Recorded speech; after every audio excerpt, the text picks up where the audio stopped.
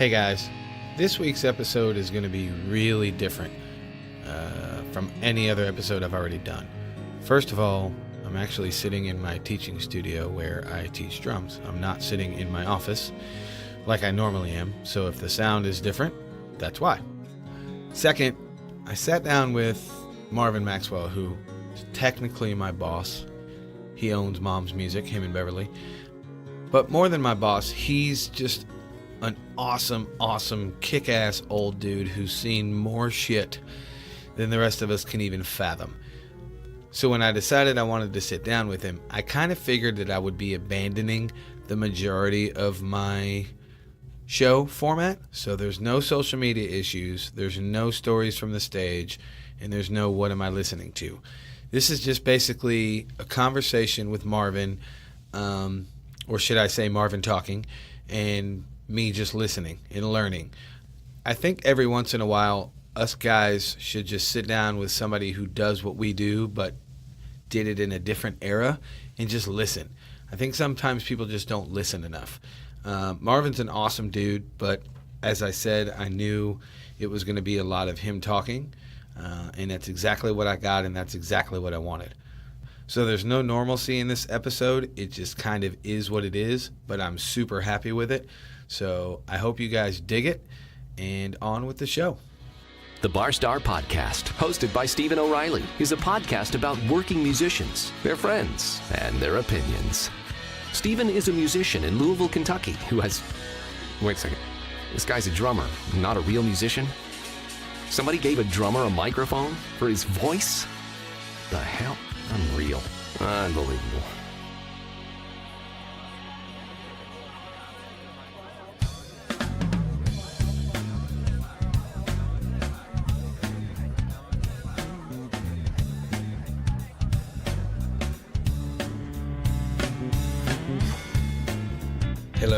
Hello.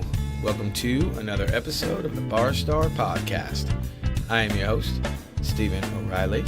I want to thank you guys for coming back to hang out with me once again. I'm super excited about today. I suspect you are as well. I hope everybody is doing well. I hope everybody had a good week, and I hope you guys went out and did some shit. And I am not flying solo today. I am hanging out with the one, the only, the super legendary. Well, if you ask him, he'll tell you he's a legend. I'm cute too. And he is cute. Marvin Maxwell. How are you, sir? It's me, it's Marvin D. Hey, if you ain't having a good time, do something else. I concur, sir. I'm a true believer of that. So what's going on? How's things? How's life? Well, other than being old, and I hurt a lot of places, seriously. What are you, like 50? Here, let me give you some cash. That's what I thought. I take 20s and 100s. No, let me think a second. I'm 72. I'll be 73 in June. Nice. And I'm still playing. Yes, you are. And they said I'd never walk again. I showed them bastards. Yes, you did. But yes, anyway, you did. Yeah, I'm still playing. In fact, I did a recording session last night, which I didn't even get paid for. I left and I thought, well, shit, I'm not coming back here again. I'd never been there. They just called me for a session, and they thanked me, and I thought, well, that's nice. Now, where's my cash? But, Pat on the back is cool, but I need something else. Oh, man. I tell you what, you're a young cat, but I wish there had been a book written about the old days here in Louisville. In one studio especially, there was a whole lot of recording done in Louisville, and I've never figured out why exactly, because they never had any big hits. There was some national things out, but there was a little studio here, and originally it was called Sambo, which was uncool in later, and I get around the 60s and all the racial things that happened. It was changed later to Alan Martin, but the original Sambo studios, the name stood for Sanders Alan Martin. That was Jack Sanders, who used to date Audrey Williams, Hank Williams' ex. Oh, nice. But and he's passed away now. But and A was for Allen. That was Ray Allen. He's still around. And M was for Martin. That was Hardy Martin. He was in engineers. That was the Sam. And BO wasn't body odor; it was booking. Yeah, body odor's nasty. Nobody likes the body odor. But that's how groups worked in this area. People were going to Nashville and cutting their records. And in fact, Ray and Hardy played in one of the groups, and they used to go to Nashville and cut down there. In fact, I think they cut at Monument back in those days. And they got the idea, well, we need to do that in Louisville, and because we're already booking the bands. Right. And so they built a studio out in J-Town, and the building's even gone now, but I'd give anything if somebody had written a book about it, because you'd be really surprised how many people cut there back in the day of the 60s and the 70s. But it's gone now. In fact, I bought all the masters from there. They're downstairs, and there's thousands of them. Nice. Well, I knew you had some old masters, but we had never really talked about where they came from. Well, that was from they had saved all the masters, of course. Everything was analog. It was all on tape. Everything from quarter-inch stuff that had been mixed down all the way up to 24-track 2-inch stuff. And a lot of people knew it existed, and especially people from Europe would bug the hell out of them trying to get them to release some of that stuff, and they got tired of it.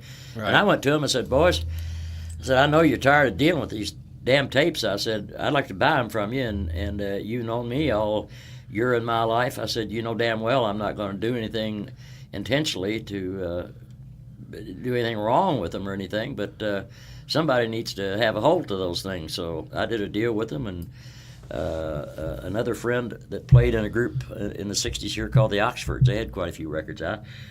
He worked in a big studio up in Cincinnati, and he took it on to start transferring that stuff digitally so we could save it. Nice. And then he made copies for me. We put them on CDs.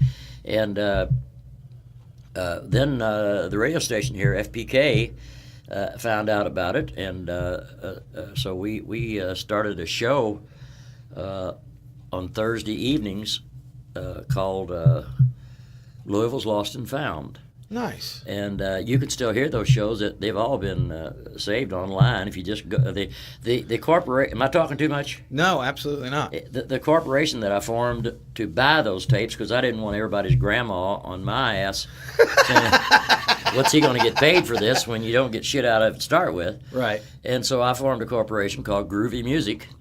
And so if you go to Groovy Music Inc. online, those shows are all archived on there. Nice. And it was a weekly show, and we pre-recorded it, and every week we had on the show somebody who had participated in that session.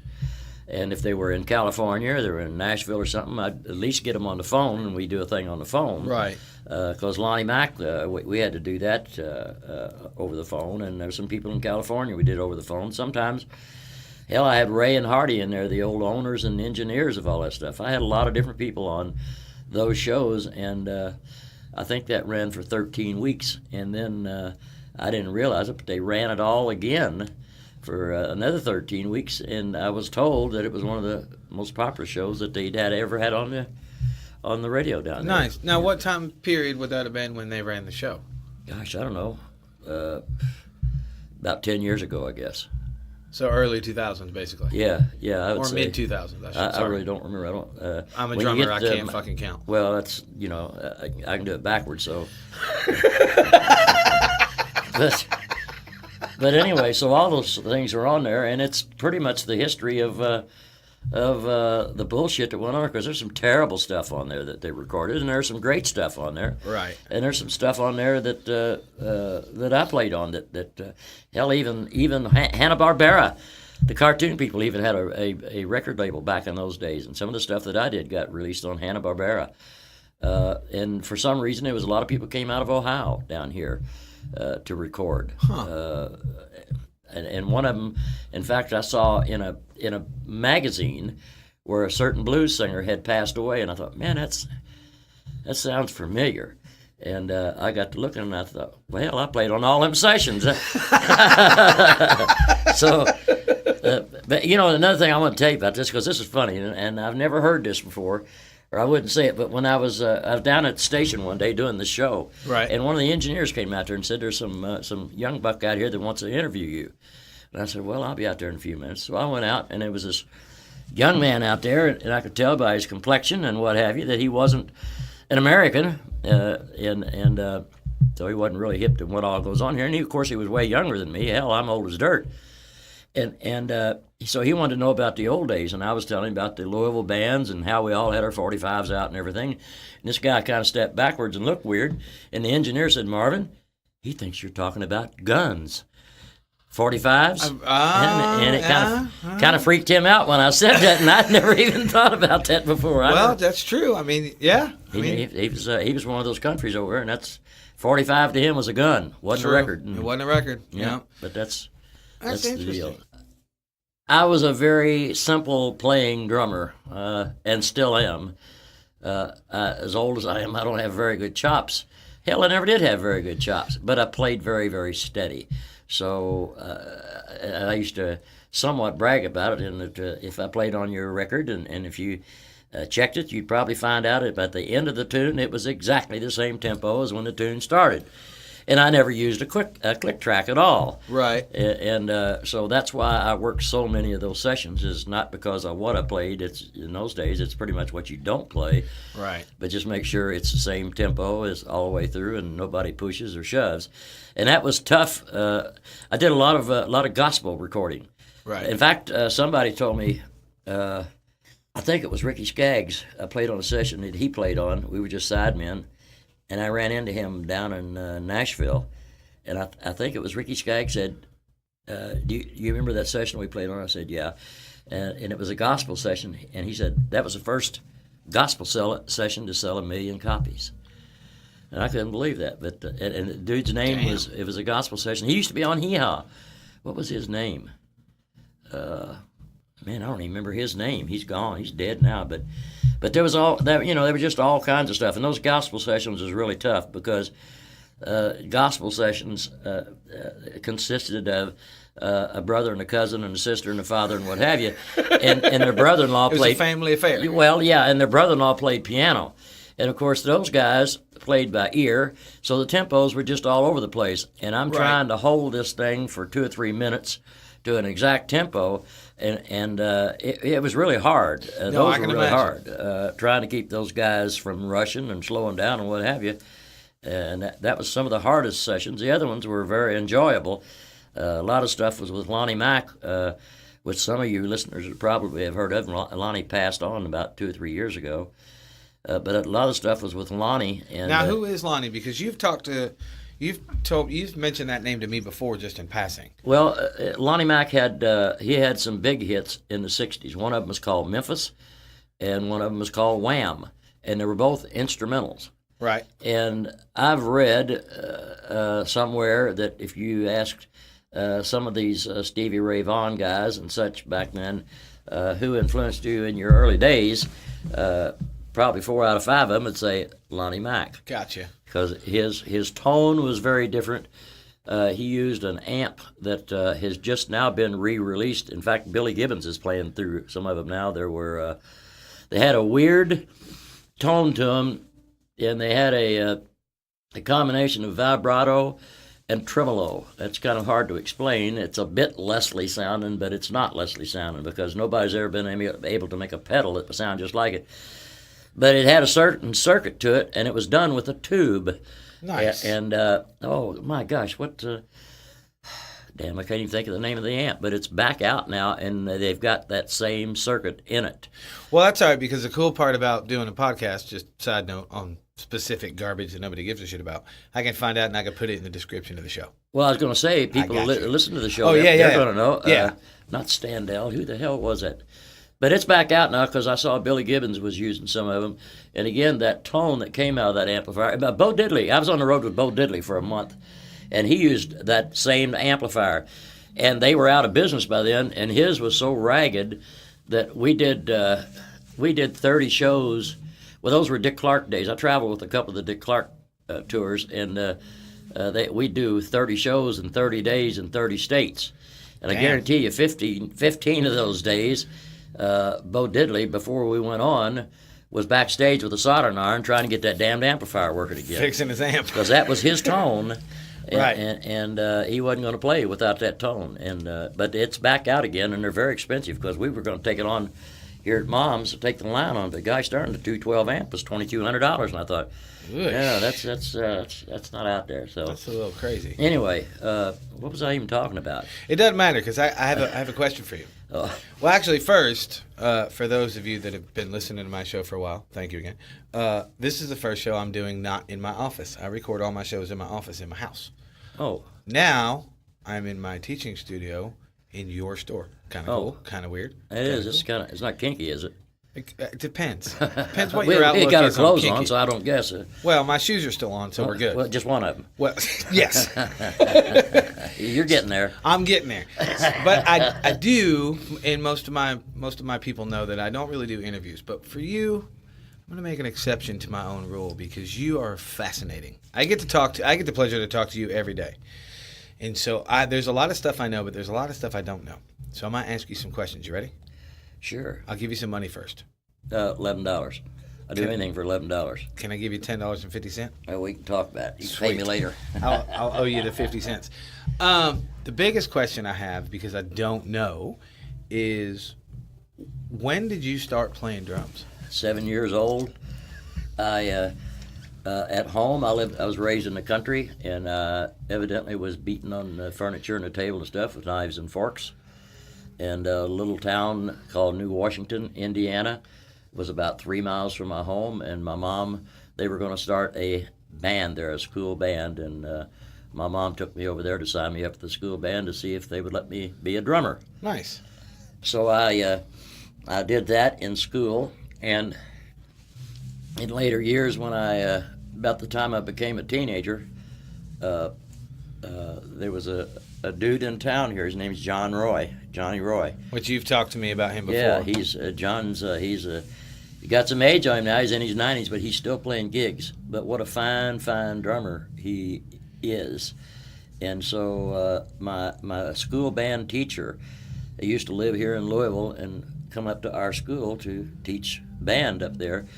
And he got me hooked up with John Roy down here, and I would come in. Actually, I came down here in town twice a week. My darling mother would, who hated to drive in town, of course, but she drove me to Louisville twice a week. She took me to the Louisville Academy of Music, which was out on, oh gosh darn, I forgot what street it is. But anyway, John Roy was teaching there, and it was nothing on a kit or anything. This was just on a pad, right, and reading. Right. And so I started taking lessons once a week in reading. I already read some. I had to be in the school band, obviously.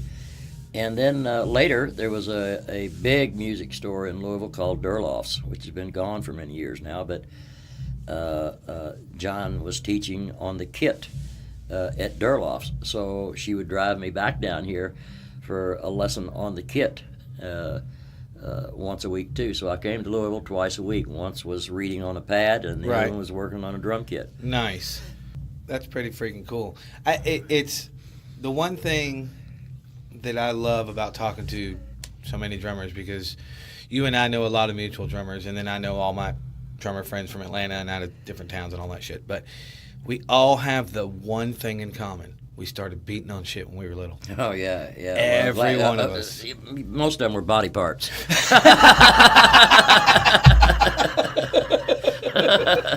There is that. Hand me that stick. Give me that. I need that thing. Shit the bed. Well, when and how, it's kind of a double question, but when and how did you decide to open Mom's?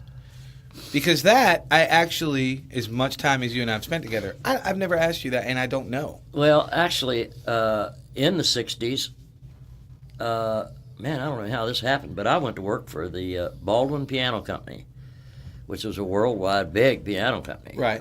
Obviously, but they had a store in downtown Louisville, and I was playing rock and roll, and it was right beside of a radio station. Big radio station back then was WKLO.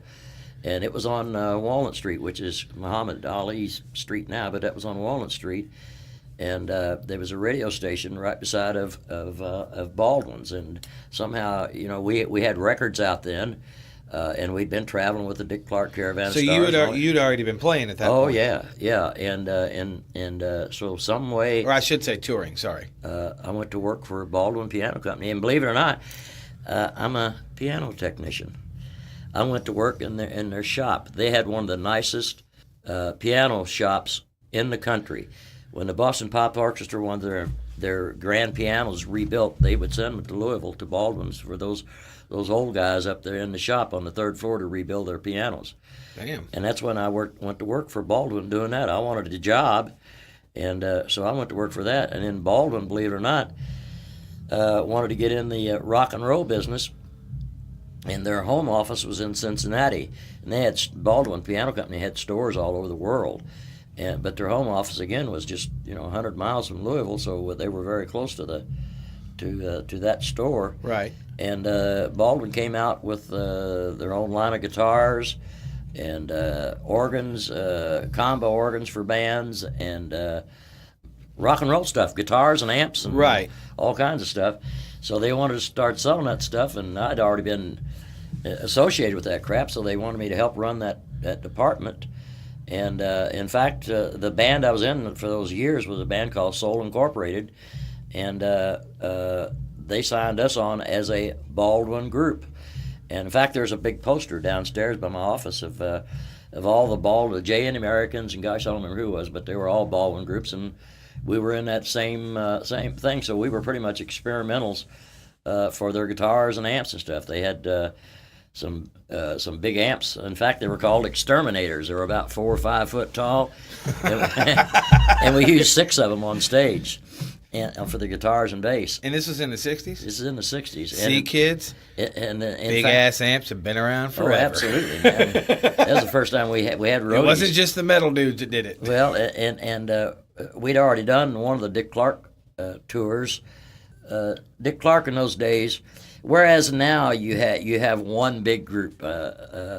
In fact, I read an article once of what happened, because back in those days, instead of going and seeing one artist and maybe an opening act, you'd see a half a dozen to a dozen different acts. And they'd package them on a package tour, and they'd be a half a dozen to a dozen groups on a bus or two, and that's what you would do. You'd start doing one-nighters all over the country, and like I said, they'd be 30 shows in 30 days in 30 states, and the routing just sucked.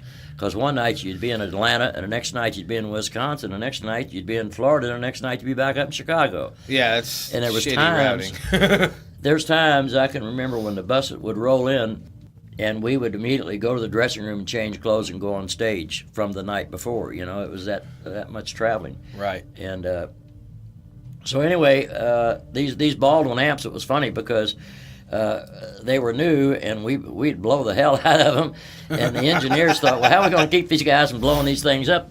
And so they put light bulbs inside of the amplifier, hooked in with the speaker line, so that when you came down real hard on them, the light bulb would come on, and it would take the shock away from those speakers to keep from blowing them. And down at the bottom, that's pretty smart. Well, yeah, but at the bottom, on the back side of the amp, there was a hole at the bottom where you shove your AC cable, unplugged it, and shoved it back in the amp. Right. And I remember when they introduced us, and we come on with a bang, the whole damn back of the stage would light up from all the light coming from out that hole at the bottom of these amplifiers. So I had to get in there and rewire them a little bit and throw them light bulbs away. But, those were the days. Those amps were called exterminators, and they were something else. But they had a nice line of guitars, too. In fact, you can still buy the guitars. It's 50 years later? They were made in Europe. They're Burns guitars is what they were. You can still buy brand new Burns guitars, and they're nice-looking guitars, but in those days, they were Baldwin guitars. And we used all Baldwin gear, so that's how we got tied up with them. Well, how did that lead you into opening moms? Well, there was a lot of things happened in between. There's another company that I did called Maxwell Systems back in the 70s. Well, how do I say this? I don't want to say the wrong things. I can edit my grandkids. I can edit. Well, I was a speed freak in those days, and or I cannot edit anything out. And so I was going, and things were such a mystery to me, in the rock and roll and amplifiers and things. So I did a lot of reading and experiment, and I came out with a line of speakers. And there's still some around. I've got some up at the house. In fact, they had a plate on front of them that said Maxwell Systems. I was telling my grandson last night that it was a big English group. Who the hell was it? I built hundreds or I guess thousands of speaker systems for bands, and that was an interim in there. What were we talking about?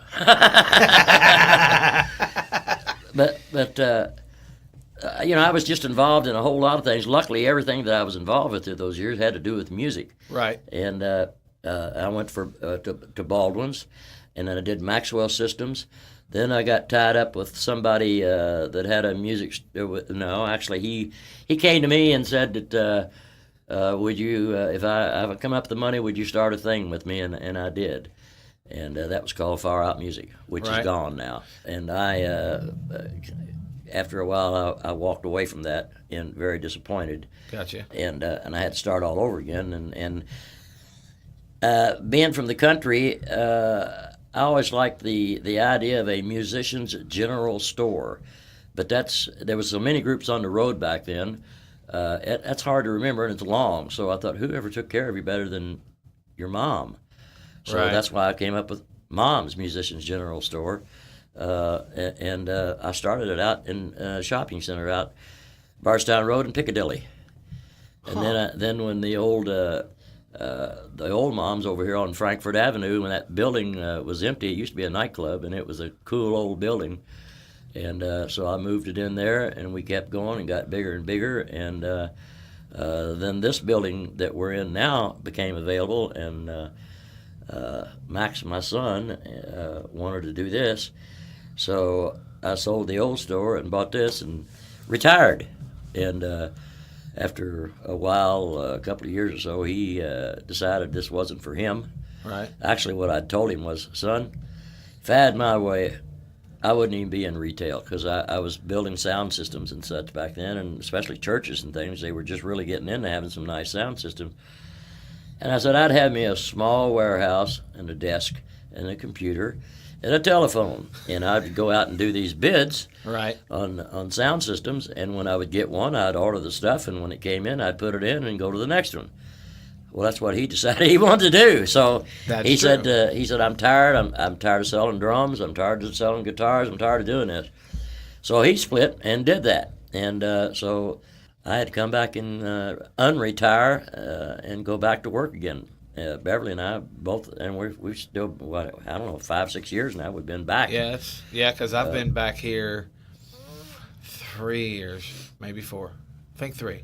3 feels right. Because I came back about 3 years ago, because I left for, I guess I was gone for about 4 years, and then I came back. Well, that's how it all started. I had to do something. I had to have a store, and again, the Moms thing, Moms was simple to remember, because back then there was a lot more groups working on the road and what have you, and Moms, whoever took care of you better than your mom. Except I thought, man, someday somebody's going to be one of those people that got the hell beat out of them from their moms, and they're going to probably pull out a gun and shoot me or something. Nobody's going to shoot you, Marv. You're too awesome. But anyway, it was an easy thing to remember, and my initials were MDM, and I rounded out the D and come up with the Moms, and besides Mom upside down spells. Wow. There you go. So anyway, that's how it all got started. I took my other shoe off to count the letters to make sure I did that right. Yeah, but you're missing a toe with that. Shh, don't tell anybody. That's my little secret, man. Oh, shit. Now, what year was that when you opened the store? Would that have been the 70s or the 80s? No, it's around the 80s. Right around the 80s, because I was still playing 6 nights a week. In fact, I was playing clubs. But I was going home one night, and I forgot. I had a bad car wreck going home. Concrete bridges don't move, and not so much. I live about 40 miles north of here, up in Indiana, and I was going home, and I went to sleep and run off the road just about a foot, just a couple of miles from my house, and hit a concrete bridge, and broke 27 bones in my face, and I lost this right ankle. In fact, when they opened this ankle up, that it ran out like salt. Ew. So, and they were going to take, they had me on the operating table, and Beverly, my wife, they was wheeling me in for surgery, and she said, well, what are you going to do to him? And they said, well, we're going to try to take a bone out of his hip and put it in his ankle. and then do something to it and seal it up. But he wouldn't be able to move it anymore. He's just going to have to walk with a limp. And she said, well, she said, bless her heart, she said, do you know who he is? And they said, no, ma'am, well, it doesn't make any difference. But she said, well, you can't do that. She said, he's a drummer, and that's what he does, and he has to have that foot for the bass drum. And they said, well, if we don't do this, he'll never walk on it again. And so she said, well, don't do it. And they didn't. And sometime after that, after I was really screwed up, to be honest with you, and I had to go home and try to get fixed back up, and I was in a wheelchair and all that crap for some time, and it was funny because there was a gig came up on the internet, and they was wanting a drummer, and all I could find out was it was in Kentucky. It was only a Saturday night, and the pay was ridiculously good, and I thought, my gosh, that's for me. And I wasn't even thinking about it, and I didn't know who the dude was, but he later told me, he said there was 26 drummers trying to get this gig, and he said, I didn't know who you were, because I come to find out he was from Lexington, Kentucky. Right. And he said, I put it out there online, who should I pick out of this? And I think it was some of the headhunters, Kentucky headhunters, that put out there. They put out, well, Maxwell would be your best bet if he just get his chops back together. And that kind of pissed me off. And then I got to thinking about, well, hell, they're exactly right. Here I am on crutches. And so I made this weird thing out of I still got it hanging downstairs there, out of a snow shovel handle and a rubber tie down off of a tarp on a semi, and stuck a drumstick through it and put my foot through that thing. And, oh, did we blow up the computer? It got sick. It's puking. No, it's good. It's good. Let's see if it's still going. Oh, yeah, we're good. Anyway, I made this thing to put my foot in, and I started working with it, and it took me a couple of months. But, obviously, I can move my foot. Yes, you can. But to be honest with you, I can't do it very fast. But the cool thing was, hell, I never could do very fast anyway. I just wasn't that kind of drummer. I never could play fast. I could play nice rolls and things because I'd studied and learned how to play open rolls and 5-stroke rolls and 7- and 9-stroke rolls and all that crap. So yeah, but you got a really, really nasty shuffle, which makes me mad. Yeah, well, and I'm using nasty in the good sense. Well, I've always been known for doing shuffles, and well, I don't know why. I don't know, but you passed that shit on to your kid, too, because Max has a good shuffle as well. Well, he listened. I'll be honest with you, when he was just not much more than a baby, I used to take him into the studio with me. Did you? Yeah, and he would sit there, and back then we used a drum booth, and I used to just set him down in the drum booth, and he would sit there till I finished whatever session I was doing, and so he got a pretty good education back in those days, and so that's kind of how that started. But what was I talking about? Your foot thing. Oh, well, anyway, I never could play fast anyway. Right. And I'm even slower now than I was then because my foot still hurts. But did you get that gig? No, that was the funny thing is the gig fell through. I even went down and I rehearsed with him a couple of times. And Joe, what's his name, one of our keyboard players here, he was going to get the gig too. Joe D'Amato. Yeah, and I rode to Lexington with Joe, and we rehearsed with him a couple of times down there, and the damn gig fell through. And I felt kind of like I'm all cleaned up and nowhere to go. So you're dressed for the ball, and the ball got canceled. That's exactly right. So I'm glad I did it because it forced me to get my shit together because, again, I never did play very fast, very technical, although on some of the sessions I did, I'd try to throw in some things that drummers who don't read at all, one of the records we had out, I had an open stroke roll on it, and I can remember when that record came out, a lot of the young drummers would come out and want to see how I did that little, I just did an open stroke roll is all I did, but right. It didn't quite sound like that, but it was, in fact, that was a charted record that I Belong to Nobody, I think was the name. I don't remember the name of it. But anyway, I used to try to throw a few of those things in, more so than it happens nowadays. It didn't happen at all back in those days for some reason. But right. Since I did study those things a little bit, I would try to throw those in when I could to show that I did a little something different than most guys did that didn't Right. read. Well, and I'm probably speaking out of turn, especially in your presence, because I'm not as old as you, and compared to you, as you call me, I'm a young cat. But I'm 43, so I'm not like 20. But from just studying stuff of the past and the way musicians did everything back then, it was always about the singer. Who the backing band was usually didn't make two shits. Well, that's why the Dick Clark things worked out like they did, because we were the backing band for a lot of those acts. Right. And we were there just to back the acts. We were popular in those days because some of those bands that got that gig doing those things were pretty shitty. Right. And we were a decent band, and plus we had a horn section.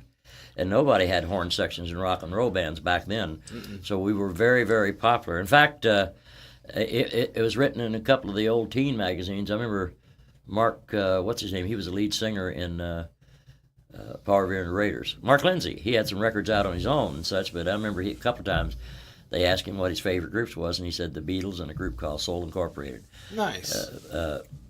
Because, again, we had a horn section, and we could do things that bands without horns couldn't do. Right. And so that's, again, that whole band. Well, I talk about the old Sambo Studios. That whole band was a studio band for Sambo Studios. We played all the sessions. Right. Well, so then you would agree then it would, and I'm not trying to be right, I'm just asking because I don't know, that back then it was all about the singers, and then somewhere in probably the early to mid 60s it started to shift and musicians became just as important as the singers. Yeah, and that was the same time, we were wondering what happened to all the old style of rock and roll shows. And I read an article, believe it or not, by a guy that written an article in one of the newspapers, not here, but from another town. And he was talking about it was the Beatles that changed everything.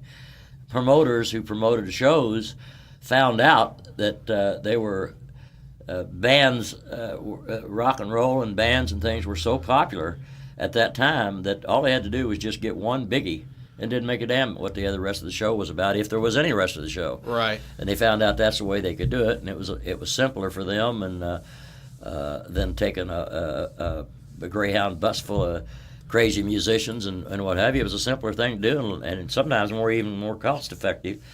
But those things all went away. But those were magic times because there was fun times on that bus. There was experiences that other people didn't get to do because you travel with these people for a month at a time, and these were big players in those days. The Byrds and again Power of the Raiders and Bo Diddley and gosh, I gave you a list of a bunch of them, but yeah, I'm going to get that list in a little bit. But that was that. I tell you somebody else that that's big now, especially in country, was Exile, and they were back then they were called the Exiles, but. They've done very well in the music business, and they were from Kentucky also, and we were basically doing the same thing. Because Dick Clark would have a couple of those tours going across the lands at the same time. Right. In fact, when we were with the Stones, I think that was in Pittsburgh, and what you mean is you opened for the Rolling Stones. No, we didn't. But here's what the deal. We opened for a lot of people, right. And then we would back the show too. Okay, gotcha. But when we got to Pittsburgh, the Stones were headlining a Dick Clark tour. Okay. And the Byrds and Paul Revere was headlining our tour, and Bo Diddley, and they took both tours and put them together for one big show. And we weren't the biggie, but we got to hang with them. Backstage, but we didn't get to play that show. That was funny because who was it? Louise Harrison was on one of those tours with us. That was George's sister. Right. That was a real trip because she couldn't sing her way out of a basket. That was crazy, man. She couldn't sing shit. And it was funny because Lorne Green, who played Ben Cartwright in what was it, Bonanza? Right. He had a record out then that was in the top 10, and it was about Johnny Ringo, the outlaw. Johnny Ringo? That was with Johnny Ringo, and he had a record about Johnny Ringo, and Louise Harrison, she couldn't sing shit, so So she wrote this. I don't know why that makes me giggle. It makes me happy. It just does. It's funny as hell back then too. But we had to do this damn band track for Lauren Green's Johnny Ringo while she recited some poetry about Ringo Starr. I was waiting for that. that. Absolutely. That was. But I was so waiting but she for looked that. just like George. I mean, in the mouth, she looked like a '54 Chevrolet grill. You know what I mean? But she was a nice lady, and Just ugly as shit and couldn't sing well, for I shit. didn't say that. She was nice. I'll say it. I don't know her. Yeah, well, that was a trip. I'm tattooed white trash and I'm ugly as hell. I can say what I want. Ain't nobody judging me. Well, there's other things about her that I can't tell, but Oh yeah, we won't tell. you know, them. we stopped on one of those tours up north, like wee hours of the morning, and she called England and talked to George, and I think I'm right on this. She got back on the bus, and everybody had been waiting on this new Beatles album, and I can't think what it was going to be called. Because, everybody was just really waiting for this new album. And she got back on the bus, and she told us, she said, the name of the new album has been changed overnight, and it's going to be called Help. And I don't know what it was called prior to that, but we were the first ones in the United States to find that out because she had just Nice. called. Yeah, it was kind of strange, but So, fact that she couldn't sing and she had a 57 54, grill, 54, 54 truck grill. it was a All Chevy. forgiven. Yeah, All forgiven. Yeah, she might still be around. I don't know. I don't know how old she'd be I now. don't know, but when she gets pissed off, I'm sending her to your office. She's probably so old she couldn't make it. But that was a real trip. Because Lou Christie was on that. Well, you wouldn't know who that is either, but man, he had some big records back then. And I won't tell you that story. I can't tell you. You'd love to sue me. He's still around. He was a hell of a nice guy too. That's all right. Since I've started this show, I've thrown some people under the bus. I don't care. Yeah. Whatever. What's that? Can't get blood out of a turnip. Well, I don't know. I have to work on that. If I was about 30 years younger and I was still a speed freak, I'd be out there trying to milk a turnip. How many records, or just, you can do full records or single tracks, it doesn't matter, it's up to you, but how many records do you think you've played on? And there's a reason I'm asking you that. Well, I don't know how many records. Let's say that as far as what was released, let's say there were 40 or 50 of them. Right. I played on probably 400 or 500 of them. Wow. Because not everything got released. True. Back in those days, you when you were dealing with a record label, you usually leased that master to. It reminds me of an Elvis story, but I won't tell you that. I won't get sued over that either.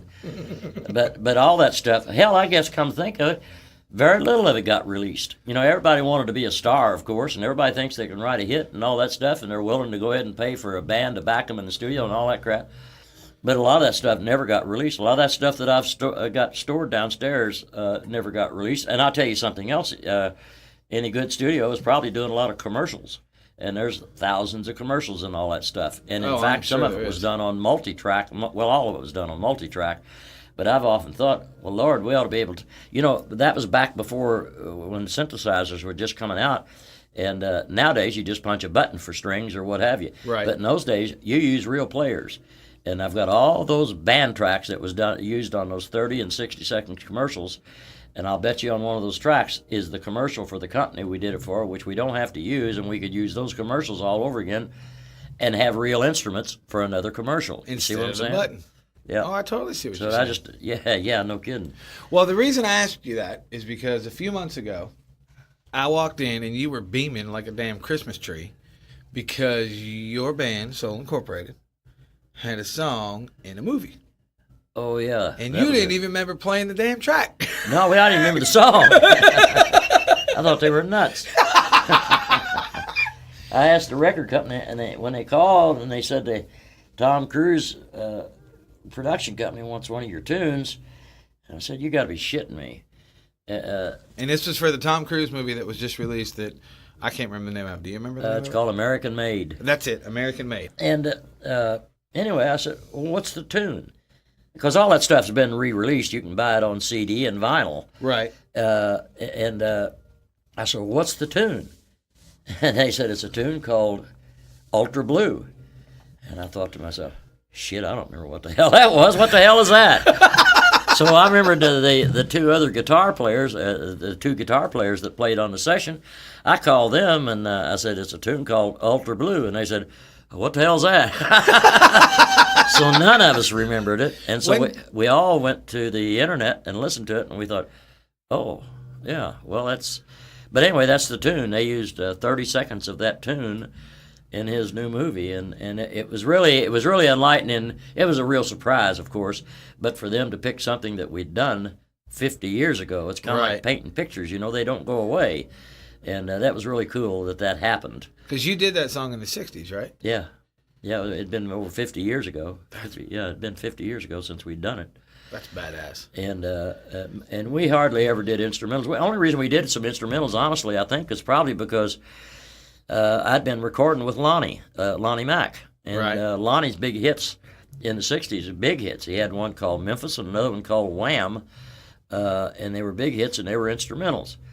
And so I guess that's why we had a couple of instrumentals, and there was one called 727. Back in those days, you experimented a lot, Right. Well, you had a lot more freedom back then. Well, yeah, but you didn't have all those sounds. Nowadays, you punch a button, get a sound. But I have beaten and shook every kind of thing that you can possibly think of, from a beer can to a light bulb, on somebody's record. And you told me that you want to do another thing that you've never done. What was that? Wait. I actually saved this for you. Oh, I bet I know what you're going to do. And I've never done it on the show because I've been waiting for you. That's it. You ready? You ready? That's it. Now close it. That's it. Just for you. Sound of a Zippo lighter. I did that just for you, Mark. I've been waiting. I was like, I'm going to do that, but I'm only going to do it if Mark is on the I'll show. light up his joint. Okay, wait. There you go. But yeah, I've always wanted to do that on a session, and I don't know whether we'll put it on this one or not, because I'm getting ready to release the last stuff probably that I'll ever play on to be released, and it's a bunch of stuff that started back in '92. We were all old, and we were doing stuff in the studio, and we were calling ourselves the Granddads. In fact, we went to Europe and played in Europe, calling ourselves the Shuffling Granddads.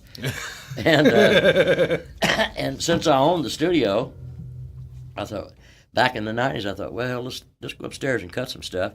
So we started some things, and it kind of got out of hand because there was 5 or 6 of us in this group, and it was a combination of Soul Incorporated and all that stuff. But anyway, they were all old players, friends, and we started cutting some stuff. And then I had there was a lot of groups on the road back then, and somebody would come in town that was an old friend, and I'd say, come on upstairs and play on this session for me. So they'd go upstairs and play on a ride or something. Anyway, I started digging through that stuff a while back, and I pulled all these tunes out, and I got to looking at it. There was 27 musicians on this damn thing, and a third of them have passed on. A third of them are dead. Wait a minute. You showed me that record a few months ago. Yeah, that's a part of it, the Shuffling Granddads. Yep, you showed me that in your office. I remember that. Yeah. There's well, some cool stuff on I there. dug everything out, and there was 28 tunes, I think is what it amounted to. And I'm going to release that just kind of like in remembrance of a bunch of us, because Cosmo's sang a lot of it. Cosmo's a great singer, and of course he's dead now. And hell, we're all dying off, and I thought, damn, I got to counting this up, and 9 of the 27 people that played on this damn thing are dead already. And I thought, shit, I better hurry up or nobody will be able to. They won't even. So anyway, I'm putting. Yeah, but you're never going to die. You're going to be hanging out with Methuselah. You think so? Yeah. Well, You're going to outlive us all. I don't know. Turn it up. See? You're going to outlive us all. I still like that rock and roll, But I'm a big country music fan, too. I really like country music. I don't like today's particular country music, but ain't that always the way it is? You got people that come up, and that's their music for them, and the older ones don't like it. Right. But I have a lot of respect for what I call conventional country music. I was talking to somebody a while back about the new music in Nashville, and since the buyout of all the radio, Clear Channel bought out a bunch of stations, and then iHeartRadio bought out Clear Channel and all that crap, and so you don't have any stations you can go in and get any airplay anymore. But oh hell, what was I talking about? New country, old country. Yeah. In Nashville. Well, I don't even remember what I was going to say about it, but I like the old country music. I like the new country music too, but I don't like the old country music going away. Right. Dolly Parton still sings her ass off. And she couldn't get a record on with $1 million bill. And she just couldn't. Probably not. And that's not the way it works, and that's why I hated to see all the radio stations get bought out, because the entrepreneurs that did the cool shit on radio are gone. Yep. And to be honest with you, as I understand it, iHeart's broke now too. So I remember you telling me that, because I read that same article after you told me about it. Yeah. I just think it's funny because I think I've been teaching, I don't know, roughly 16 years. I've been playing drums for 30 years, whatever the hell it is. But there's a point a few years ago, probably 5 years ago, I was teaching one of my teenage kids, and he was playing me. He wanted me to teach him a song, and you know that. Well, you may not know this. I don't teach my kids songs. I teach them theory, how to read, and how to fish. That's teaching you. Teaching you how to play a song is nothing. They can do that on their own. Yeah, that doesn't. Together. Right. If they learn what you've taught them, they can do it on their own. Absolutely, they can apply it and figure it all out. So the point is, you wanted me to. I said, well, let me check the song out. And I had this moment where I remember my dad telling me that what my music that I listened to sucked. It's like, no, it doesn't. My music doesn't suck. What's wrong? Now I get it. Every 20 years or so, that happens. It does. And then I had the moment where I went, well, wait a minute.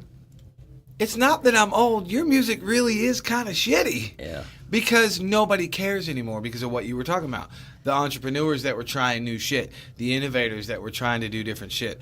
The people that, for lack of a better term, just didn't care.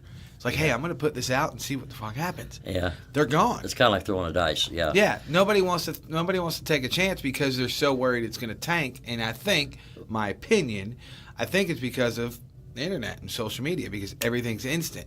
Yeah. Back then, you didn't have the instant gratification or the instant rejection. You had to build and build and build and build, and like you did, tour and tour and tour and do all that shit. And then at the end of it, you go, hey, it actually kind of worked. Let's do it again. Well, that's the deal. You couldn't, in this town or any town, you couldn't go to a radio station and get your record played to save your ass. Except there's one small station here that plays nothing but Louisville, and man, that's just wonderful. The problem of it is they don't have any power. Right. So you could drive around the corner and lose them. But one of the main jocks around town, who's been on the radio in this town for many years, he still laughs about they used to see Marvin coming in the front door of the station.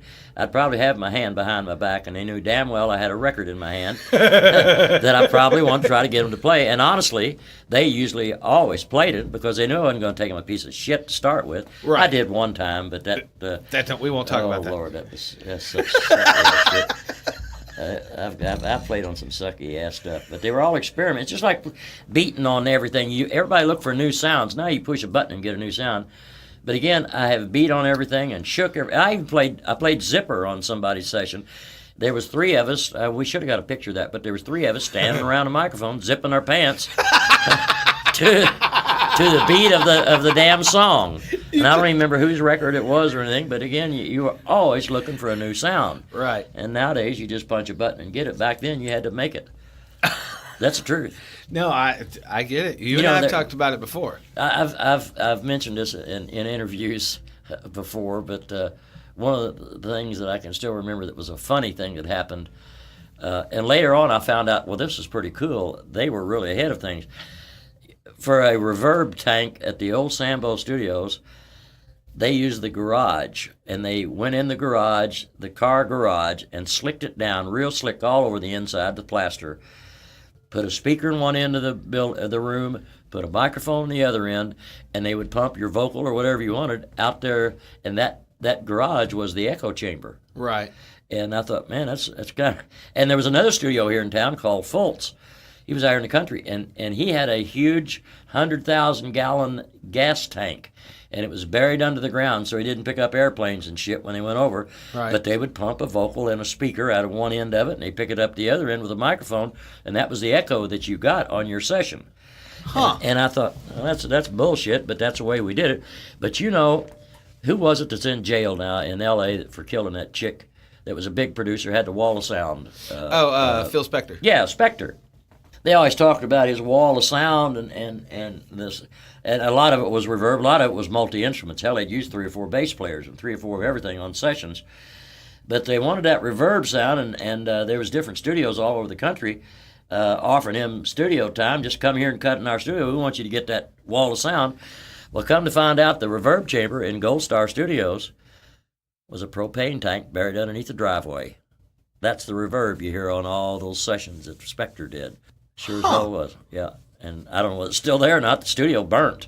Right. But if the driveway's still there, there's a fuel tank underneath the driveway, and they pump something out through a speaker in one end of that tank, and they picked it up the other end of the tank, and that was the echo that it added to it.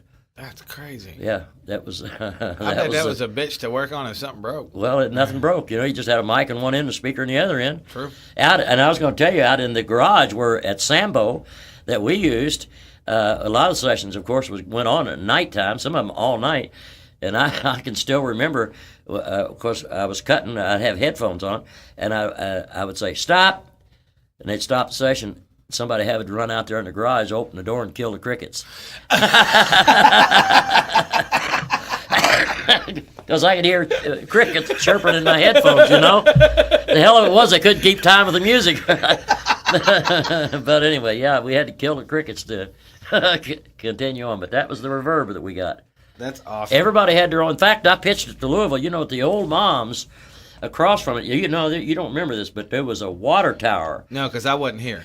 Well, it was a huge wooden water tower next to Mom's, and it was an antique on its own because it was huge and it had Crescent Hill, the Crescent Hill area of Louisville, painted on the side of it. Right.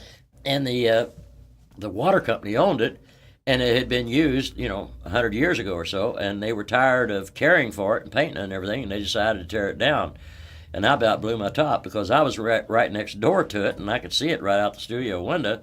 And I thought, man, what a reverb tank that would make. Uh-huh. And I could have done it with a speaker and a microphone and 2 wireless systems, one going and one coming back. Yep. And we put it on a patch panel. We could use it anywhere in any studio in town, I wrote a letter to the city. I said, boys, you don't need to be tearing this down. I said, you got a real unique thing here that we could have as a reverb tank. And it was 1.2 million gallon water tank. That's how big it was. And I said you could advertise it, come to Louisville and record and get that 1 million gallon sound.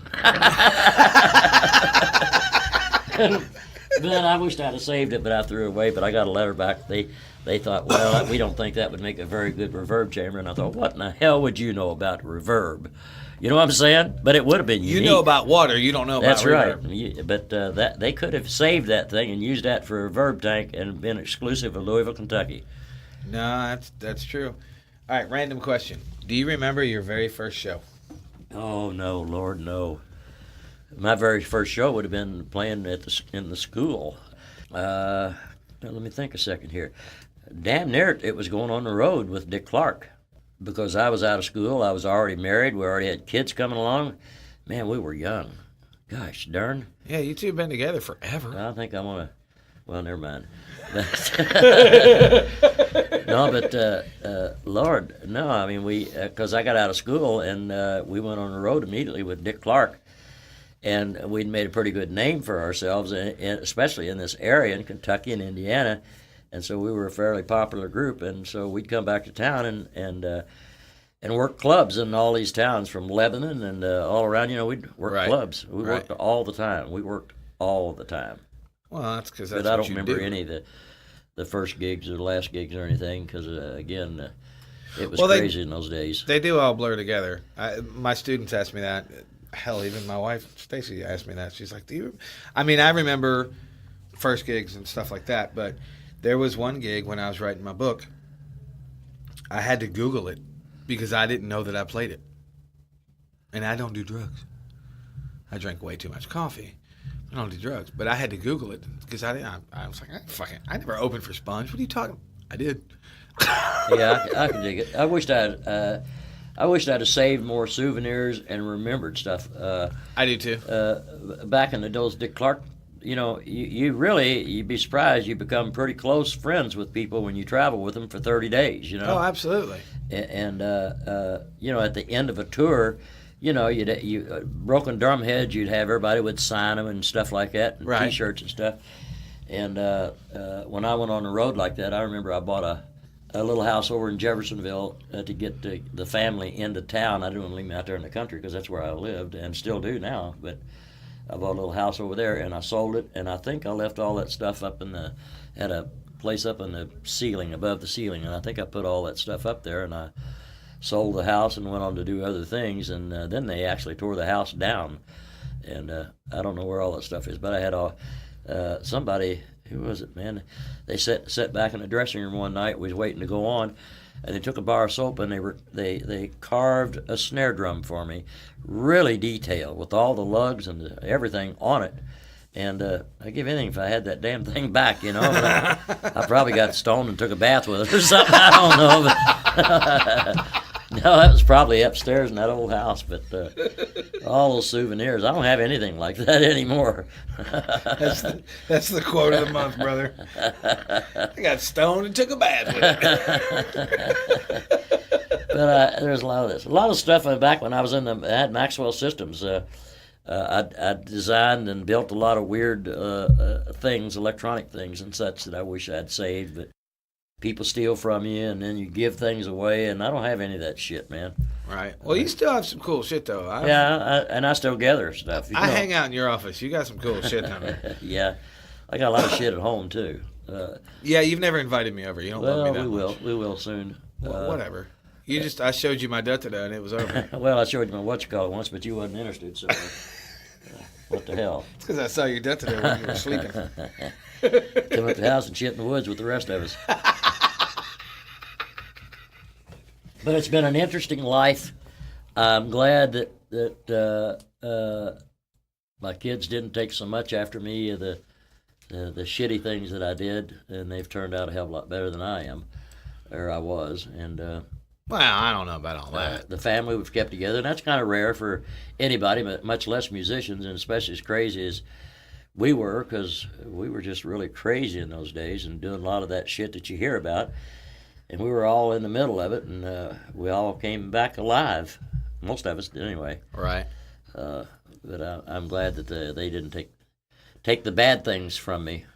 Well, you already mentioned it earlier when you figured out that Max had some skill because you used to take him in the studio with you. When did you figure out Mark had some skills? Did he start later than Max did? Yeah, well, he's younger than Max, so that actually happened later. Well, no, I knew that. I just meant. Yeah, I don't remember Max how he started, to be honest with you, because, then... I really didn't pay that much attention to it. I just took it for granted that that's what they did and that's what they were going to do. Gotcha. In fact, when Max got started playing drums, he went to school, and they were putting a school band together. I think he said he came home and said he signed up for the band, and I said, well, what are you going to... He said, a trumpet. And I said, give me that damn thing. You can't make no money playing that damn thing. You need to be a drummer.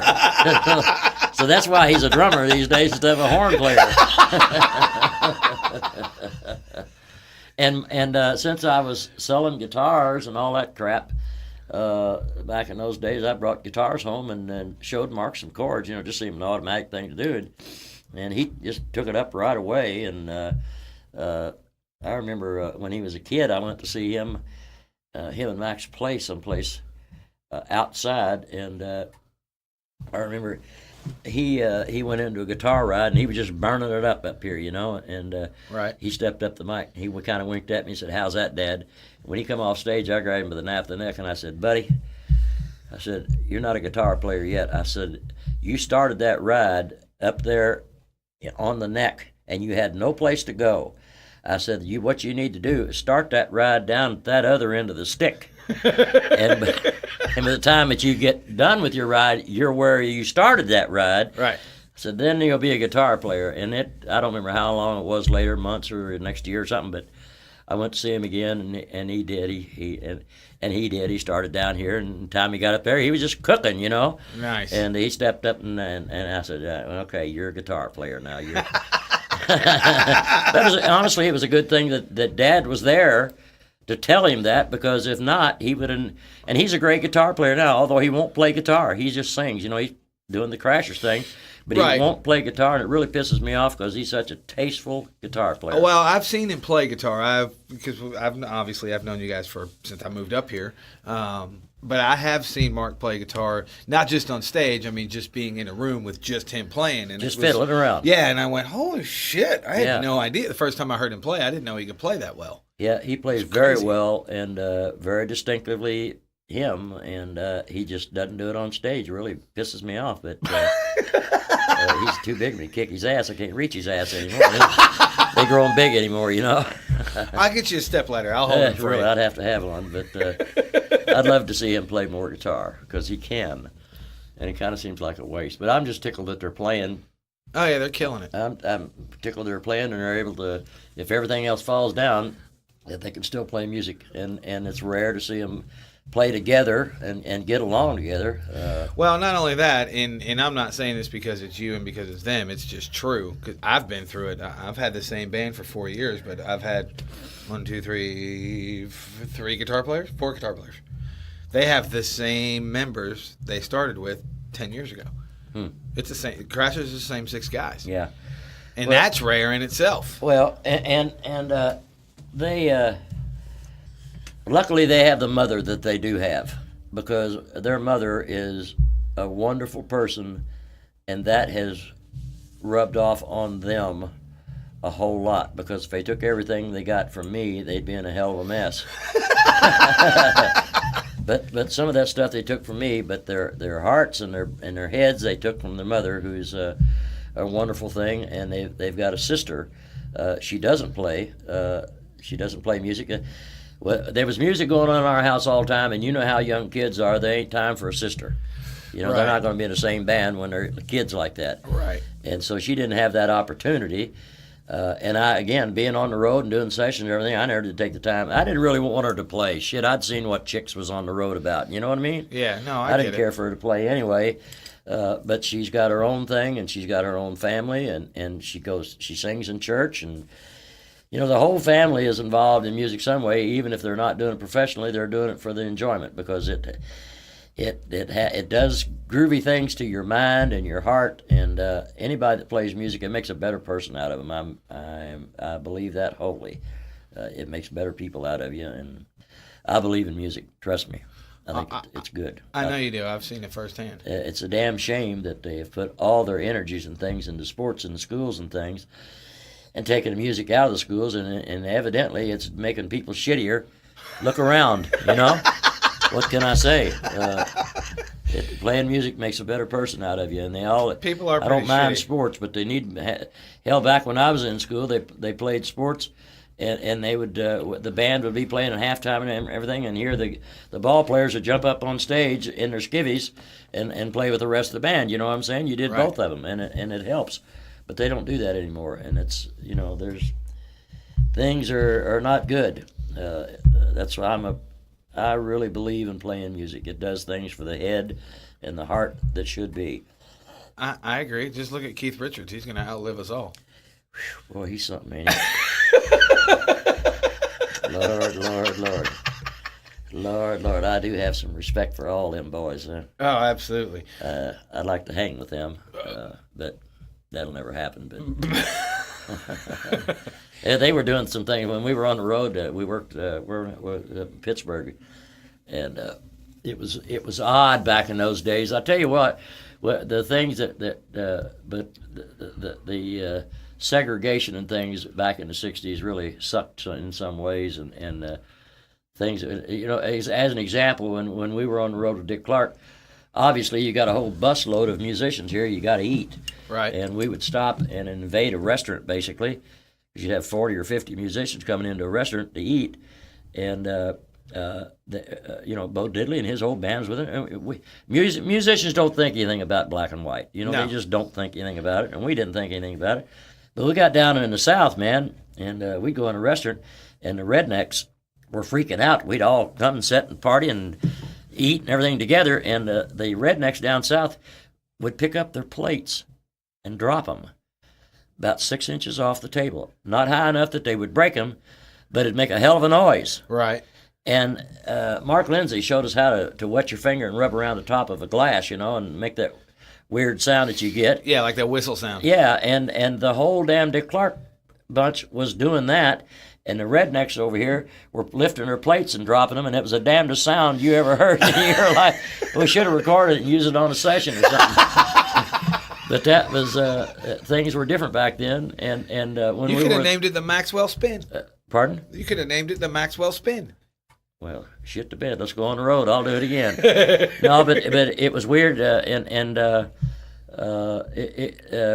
When we were in St. Joseph, Missouri, I remember they actually had a race riot there. We were playing an area that was kind of like the fairgrounds here. It was big, Right. and we went out the back door and we all got on the bus, and the shit hit the fan, and the blacks and the whites were fighting like hell on the outside of the bus, and we were sitting way up high. We could look down and see all that shit going on. And we just couldn't get over it because none of us had ever seen anything like that, and we just didn't even think anything about that. But shit to bed, it was different back then. And the Stones were hanging with Patti LaBelle. She was on that one of the same tour, and they were just people in Europe don't think anything about that at all, like the Americans do. We're a bunch of damn rednecks. Well, that's the truth. No, and a lot of the people I've from said that Jimi Hendrix, before. all them cats, they went to hell back in the 40s and the 30s. The jazz musicians, they went over to Europe and they made it basically over there, and then came to the States. Yep. And because they couldn't be accepted here from the bottom on up, they had to go over there and make it and come over here, and then they were somebody. We're just a bunch of damn rednecks over here, you know. We are, man. We have those tendencies. But I get it. there was on these Clark tours, there was blacks and whites. It didn't make any damn difference to anybody. Nobody ever had any problem with that at all. And we got to see America for what it really is, because we saw it all back then. Oh, that's But crazy. music people don't think about that at all. No, we don't. I don't. I shouldn't say we, but I'm going to say we because we don't. We Yeah. don't look at shit like that. But anyway, we won't so much of that crap. Well, before I get out of here, because I don't want to take any more of your time, because you've been gracious enough to hang out with me. Well, you're paying me for this. What the hell? I didn't get paid for that damn record session last night. Damn, that means I got to pay you $22. Well, I'll instead give you of the some 11. change. I'll give you some change. All right, fine. Damn it. Well, I appreciate you doing this. This is the first podcast. I think I've done many radio interviews, and I've done quite a few TV interviews, and of course newspapers and what have you. But this is the first podcast I believe I've ever been involved with. Oh, well, I feel pretty honored. Well, I'm going to go home and sharpen my pot up a little bit, so the next time. Well, before I let you go, before you get out of here, I do have one last question for you. It's actually kind of a two-parter. One, what do you like about your era over this era? And if you could give any advice to up-and-coming musicians, what would you say? Well, I tell you what I don't really care for, and I hate to say it because a lot of people say this, but it's what they call rap. And I hate to have that included with music, because to me, rap is what it is, and it has nothing to do with pitch. So to me, rap is prose or poetry, and it has no pitch to it, so it shouldn't be really rated as we do as music. I don't think music has to have pitch and has rhythm and what have you. What was the question? No, I'm serious. What'd you ask me? What do you like about where you came from versus what the state of music is now? Well, from the time that I came from, it was you had a reason to play music that was a little different now, in that if you had your shit together, you could get on the radio, and that was a big carrot. Well, true. Getting on the radio, and I mean that was the goal. I mean, and we teach what, between 300 and 400 people a week here. And what's the carrot to tell these young people? You know, get to writing some tunes, man. You can get on the radio and what have you. That's not the carrot anymore, because No, it's not. I'm having a hard time dealing with that. And so, music is music. I'm really not that much into today's country music, but every generation has its own music. In fact, I was laughing the other day. When radio was all bought out and somewhat the record industry went to hell and what have you, I think, there's a lot of cats on the East and the West Coast that were good rockers that went to Nashville to find work, and I understand that. Right. But that's not country, because I said a while back, I'll bet you there are companies in Nashville that all they do is teach these cats how to sing and talk country. You don't say knife, you say knife. You know what I'm saying? And damned if it wasn't a group that came in here from Nashville and they said, you're exactly right. There are companies in Nashville now teaching us how to sing and talk country words. No shit. Yes, sir. That's Because they're crazy. not, man. They came from the East Coast and the West Coast, and I understand they're looking for work. But the producers and things came from the same era, and they got their own thing going. But Right. I'm missing that good old steel guitar and some of those country licks and things. I miss country music. So that to me is a big change. But I guess we go through those things. It's called evolution. I guess so. If that, we'll, But the type of music. we'll call it something and, like and, that. And synthesizers. I remember before there was any synthesizers at all. And again, if you wanted strings, buddy, you hired some strings players. Right. Where now you just punch a button and they're there. So Right. the technology's changed. The good thing about what I'm doing, you still got a damn cylinder there. It's got a head on the top and the bottom. You grab a stick and beat the hell out of it, you know? That is the one thing I do love about being a drummer. When the power goes out, I can still play. Absolutely. I And can when you still listen to it make too. noise.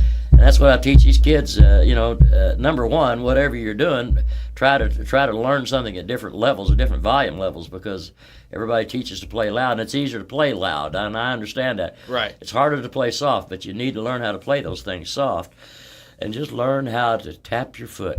Because when I play, especially the type of music I like to play, not something that somebody's paying me to play a certain way, but Or not paying you and just telling you thank you for showing up. well, I like to, man. I always say, man, if you look out there in the crowd after the first verse and you don't see body parts moving, you've lost. I agree. I have said that on this very show. Yeah. Well, If you you're not need to- making people move, you're not doing your job. Yeah. Well, music's got something. They say drummers live longer than regular people because of the rhythm of your heart beating and what have you. And if I wasn't heartless, I'd probably be that way too. But I don't know if you're heartless, but my wife does tell me I have no feelings. well, it is what it is, bro. Shit the bed. You gotta speak for yourself. What the hell? I wish we could live forever. That would be pretty cool, because I don't know what. Man, I'd be in all kinds of trouble then, wouldn't I? Yeah, you Never would. mind. I don't want to do that. No. Well, I don't know. Maybe let's figure out if we can do it. Let's look into that, Marv. No, I'm having a good time. I enjoy seeing these kids come up and playing, and as my folks were. Turn it down a little. That's only because your office happens to be right under my room. Well, I can dig it. I know. I can sit down in my office and I can tap my foot right along with whoever you're teaching up here. That's the good part. The bad part is, damn it, O'Reilly's here. No, I enjoy this more than I ever thought. There's a certain amount of enjoyment to it, and seeing these parents. You know, we were the first ones to this thing that's movie that's out now, this School of Rock and all that. That thing called Rock School. We were the first ones in the U.S.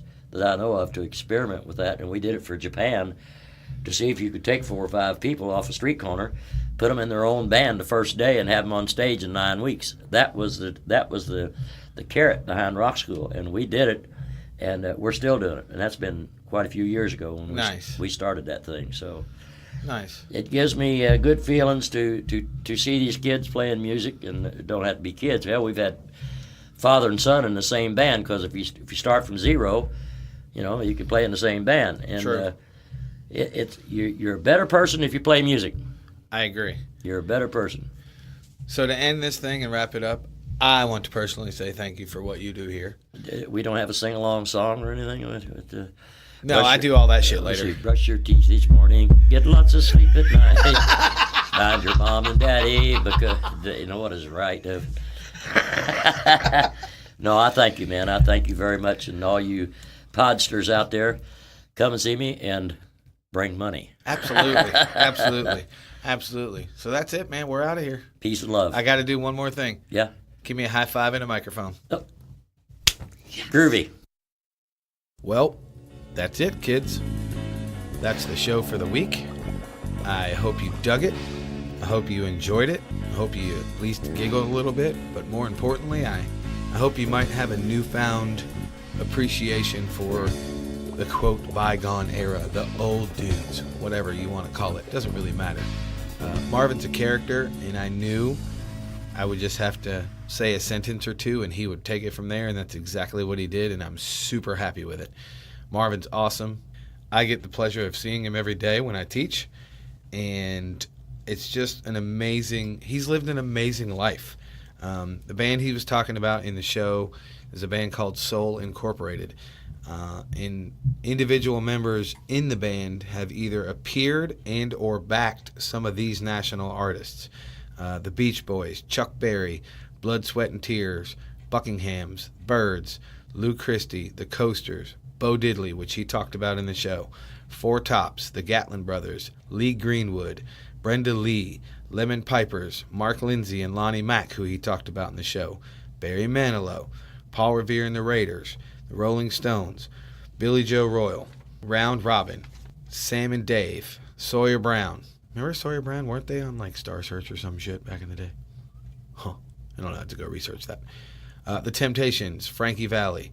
It's just Bill Withers. He's just done so many things, and it kind of baffles me that my memory blows. We all know this, but jokes aside, my memory's not really that bad. I remember important things and a lot of the things that I've done, but I can't imagine doing what he's done, because back then in the 60s, it was so much different than how we do shit now. Yeah, we've got the internet and everybody's more connected, and I get it.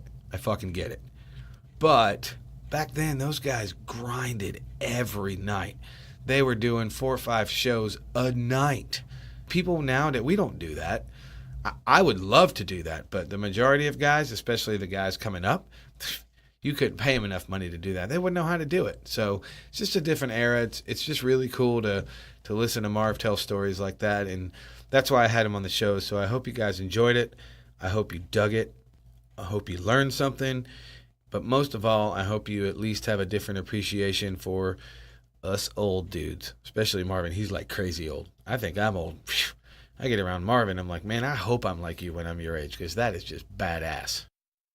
Don't forget to check out my sponsor, Prophecy Inc.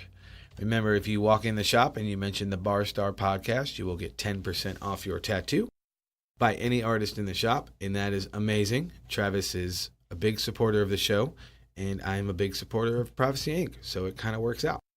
And remember, wherever you get your podcast, please rate, review, subscribe, review, rate, any order you want to put those 3 words in. I don't care.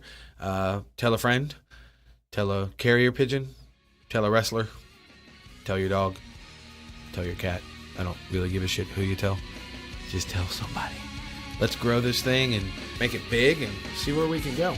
And as I say at the end of every episode, go do some shit. Seriously, beat it. Fuck out of here. So until next time, I will talk at you soon.